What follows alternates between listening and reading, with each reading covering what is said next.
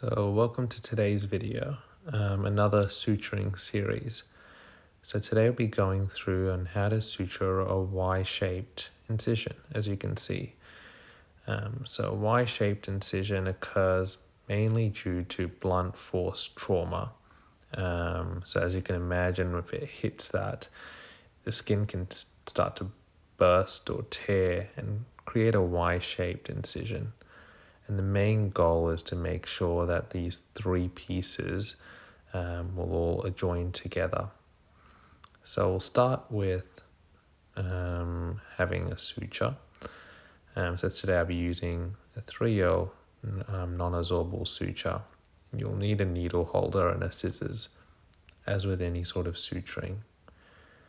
So I start off with just having an approximation of the skin, making sure that it will close. So I take my first bite across the triangle, making sure that you're taking, if you're a certain distance away from the skin edge, you want to try to take that same bite on the other side. But instead of going all the way through, I'm actually threading it through the triangle itself. So I'll be coming out the other end, as you can see. Always make sure to hold the needle a third way down, and adjust your needle holder with your hands in the direction of where you're traveling as well. So now that you're taking the bite through the other side, it's a little tricky to grab the top of that needle, and once it comes all the way through, leave a little bit towards the end, and then just as per any sort of standard suturing, tie off the end, and you can see that the edges are actually coming together quite nicely.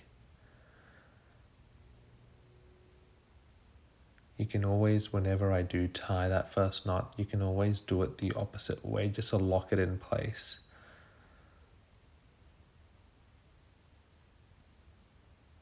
And you can see the edges are now coming together nicely. Sometimes you might need to loosely hold it in place while you put a more tighter suture in, but in this case, because the incision seems to be small enough, that doesn't really need to be the case.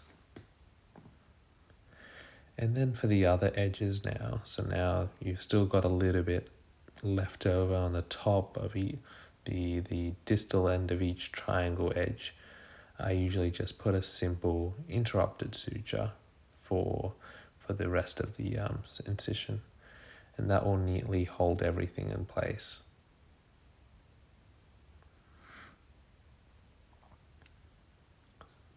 So nothing too fancy, as we usually make our, in our previous videos that we've made. Probably left a little bit too long on that side, so it's a bit of suture going to waste over there.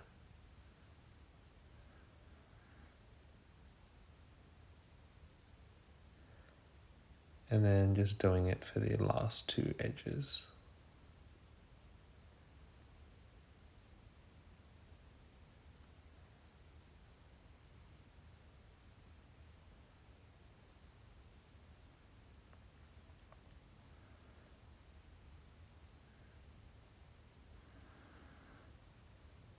Again, a lot of suture wasted looking back at this video, but try to pull it all the way through so that you don't waste that amount of suture material.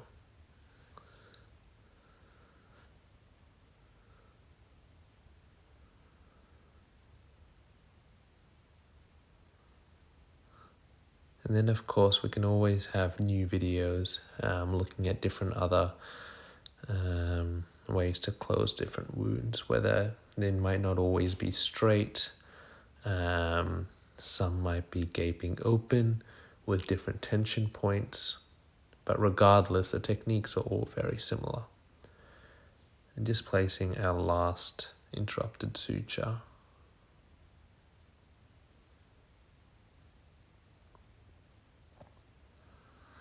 a little bit finicky.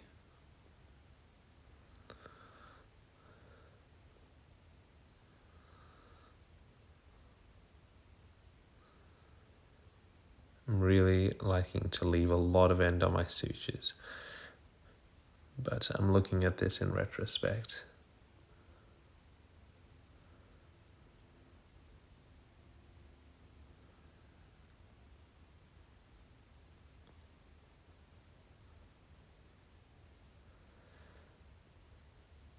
And there you have it, our completed Y-shaped incision.